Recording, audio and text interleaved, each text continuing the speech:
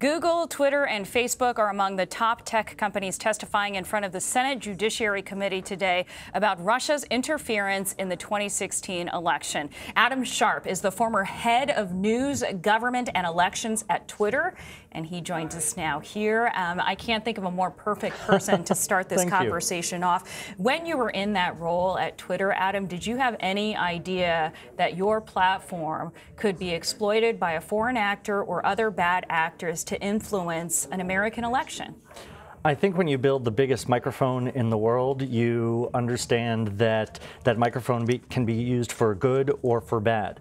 I think clearly our focus was trying to get more of that good conversation on there and have many systems in place to tamp down on the bad.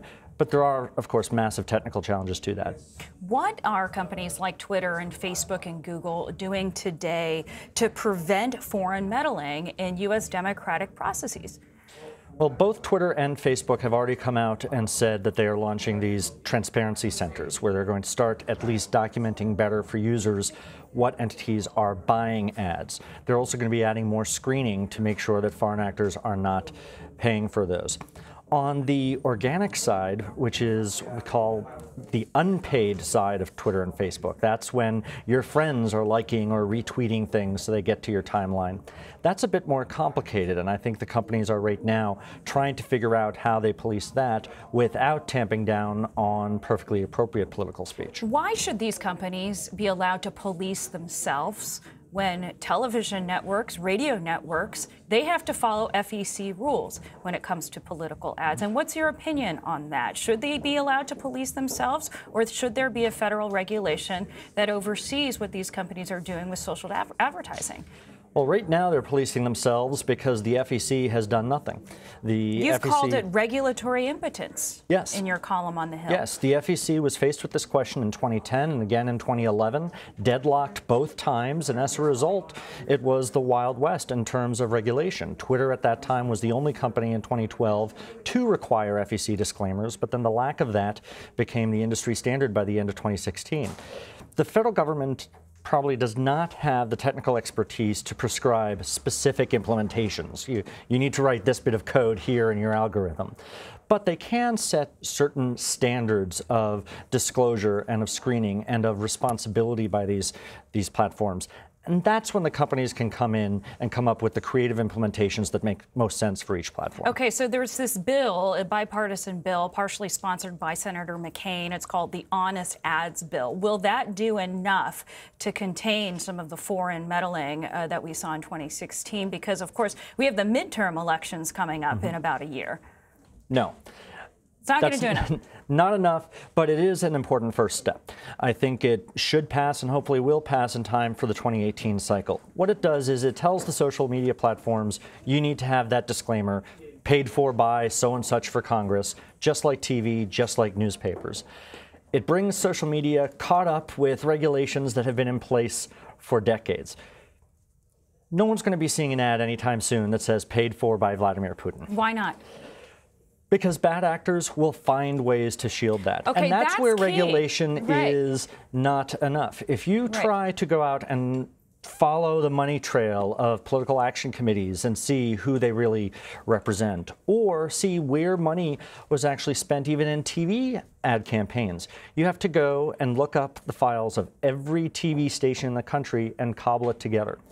With credit cards and other instant payments becoming more and more commonplace in political contributions, there's no reason for not having real-time reporting and a way of tracing that back. U.S. Senate candidates, a third of which up for election in 2018, still file their campaign finance reports quarterly on paper. Right. Bringing us caught up to that standard is just a Band-Aid. It doesn't fix the system, and I think if regulators step up and say, hey, we're in a new world, we can connect to whatever movie we want, we can connect to any person we want around the world instantly, we should be able to have that transparency for our government as well. that's when the companies have the technical know-how to step up and come with creative ways of implementing that. How much of this comes down to just the awareness of the billions of Facebook and Google users to understand that ads target them, that ads could be paid for by foreign actors or other actors, and that all of that is fed to them through an algorithm that they know nothing about? How much of this is just consumer awareness? That's a big part. Not only consumer awareness for the advertising, where I think these steps by Twitter and Facebook to disclose that a bit more, you'll soon be able to see, oh, why did I see that ad, and see exactly what data about you led them to provide that to you. But I think it's also important to get back to what we used to call media literacy, understanding trust the source. Before you click that retweet or share, is it believable? Because what we've seen in these numbers out from Facebook and Twitter today ahead of their testimony is the amount of people who saw this content coming directly from the Russian actors was quite small.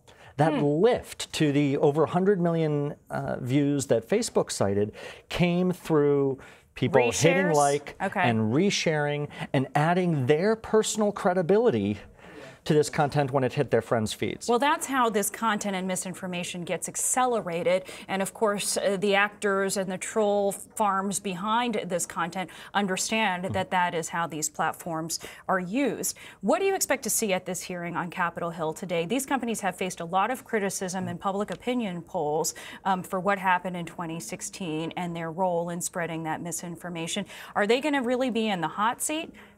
I think so. Certainly, whenever you have a major lead story driving a hearing, senators tend to show up and use it as an opportunity to grill the witnesses. I think that'll be no different today and tomorrow. The companies, I expect, certainly from the testimony we've seen on paper so far, will come out with essentially the same three-act play from each company. Number one, here's the latest data we have, starting with that research Facebook did to identify this internet research agency, this troll farm out of St. Petersburg. Here are the latest numbers of how many posts and how many people saw those posts. The second piece I think each company will articulate is, but now here's the context. Here is how big our platforms are and what a small percentage this content is of that, in a way of minimizing the impact.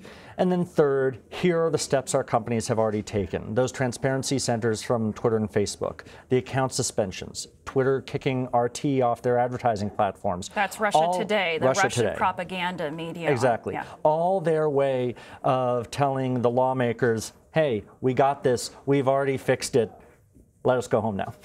Are they going to buy that, you think, that there's multiple hearings this week on this? I don't see any of the CEOs from these major companies on the Hill. These are their general counsel, their deputy general counsel in some ways. Why aren't the CEOs being held accountable? I'm not sure who the committee is actually called to testify. Sometimes the committees actually say we want someone a little bit closer to the process. Whenever you see the tech companies appear in Washington, you see a culture clash. You will find no two mindsets probably more different than those of Washington and Silicon Valley. I think the general counsels, coming from a legal background, probably have one foot in each camp. They speak their language. They speak the language, and I think you might actually have a better dialogue with general counsels than if you bring CEOs whose background are more on the engineering side. All right. Adam Sharp, I know you're going to stick around so we can talk to you again when the hearing concludes. Absolutely. Adam Sharp, thank you so much. Thank you.